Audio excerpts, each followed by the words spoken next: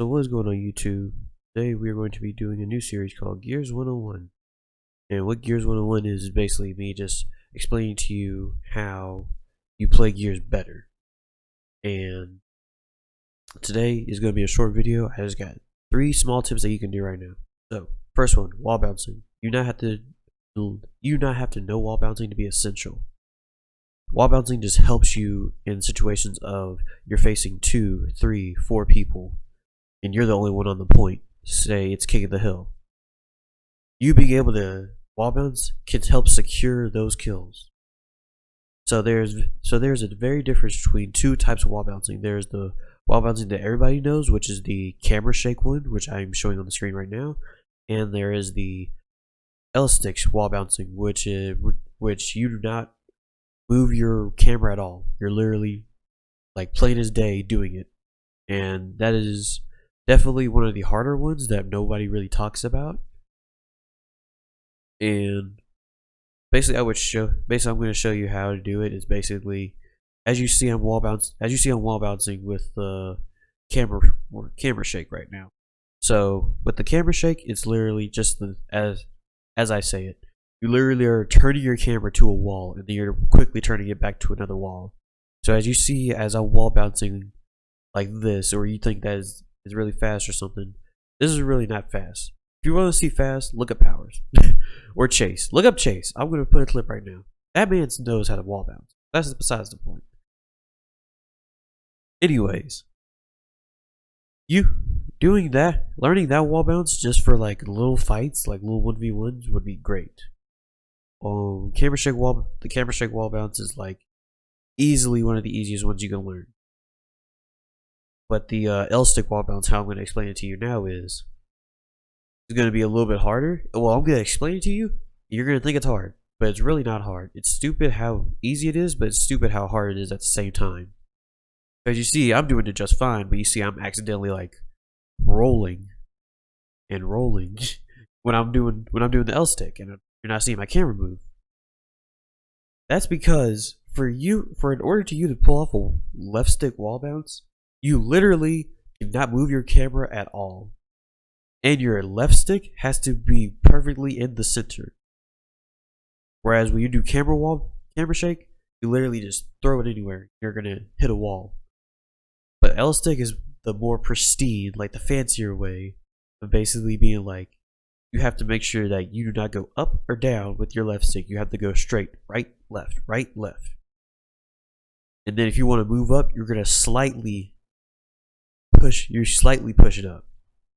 Now the second tip for today is learning if you're a frontliner or a backliner. And the reason I say frontliner or backliner is because if you've ever played Gears and you ever played King of the Hill, especially in Alpha's arena or in Punadi, I don't know how to say the name, but you know what I'm talking about. So whenever you play that map, you always experience mostly people who use Lancers. You know, when usually you're like, no, bro, I like using dashers and da da da da da. Here's what happened. If you see someone using a Lancer a lot, it either means 2 things. It either means 1, they're the backliner, because a backliner essentially is going to be the person that helps the people that are in front. They're just like, I am not good at using a Nasher, or I am not confident in my abilities in this fight against these opponents with using a Nasher, so I'm just going to take the safe route and start damaging them, so that way then the people that are confident in their abilities can pick them off fast and easy and keep it moving. The second reason there's a backliner is because there's too many frontliners, or a frontliner is like, you know what, I don't feel like doing this. He just stays in the back because he doesn't feel like doing it. He doesn't feel like playing. Now, what am I? I can do both. When I say I can do both, I mean I look at my situational awareness and I'm just like, if I'm getting crapped on, I instantly go backline.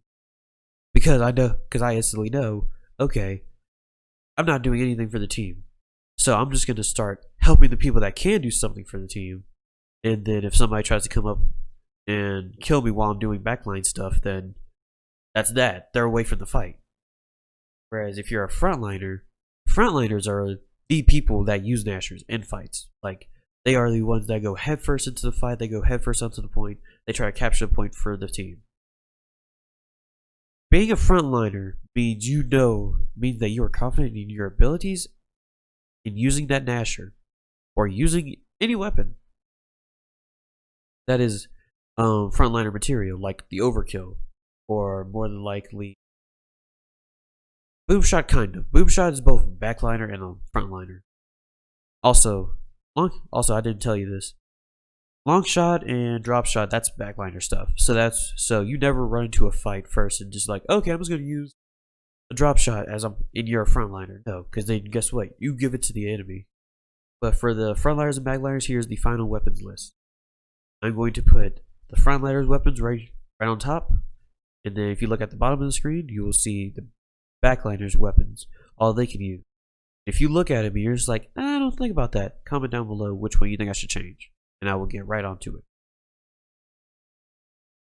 And the third tip I have for you guys for this video is learning how to keep the game-changing weapons away from the enemy. Now, I know what you're already thinking. You're probably thinking, oh, well, I'll just go and make sure that I just grab it first. And that's what most people are going to do, and most people are going to think. They're just like, oh, if I just grab it first, and then they can't really use it. Here's the thing. Usually, most people in a ranked game will go after the power weapons first, as you will know, because you will see on the bottom left screen, and I'm showing you right now, it tells you when someone's picking it up. It'll tell you whose team it's on. Now, let's say this. Let's say you pick it. Let's say you're the friendly. You pick it up. You instantly die. And you're just like, oh well, don't worry. I kept away from them. You didn't though, because the most obvious thing I can tell you right now is in this game, if you leave the weapon out, the weapon is available for pickup. So as you see, there's a lot of Nasher bullets and stuff. There's like, oh, you want to refill your ammo? It's because most people have Nashers out. So what you're gonna do for this tip, keep the game-changing weapons away from the enemy, is once you get it, you think you're about to die, or you see an enemy like running right up to you, but you're in the animation of picking up the game-changing weapon. Literally, either at that point or when you see that you're about to die, instantly to switch. Like switch to a different weapon. Switch to your pistol, switch to your grenades, like your flashbangs or your smoke grenades, or switch to your lancer, anything. And in that moment, nobody can take your weapon because it's not out. The only thing that's going to be out is the one that you selected. That's not the game changer. Meaning that even though your team couldn't use it, if you did not use it well, properly, guess what? You still people are just like, oh, you wasted it. Did you really though? Because would you have rather wasted it, or would you have rather given it to the enemy? Because only you know how many bullets was left in that.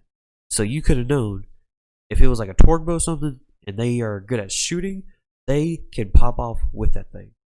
So make sure whenever you have that game-changing weapon, and you do not want the enemy team to have it, especially when it's getting to those like really hard scratching and clawing King of the Hill game, switch it.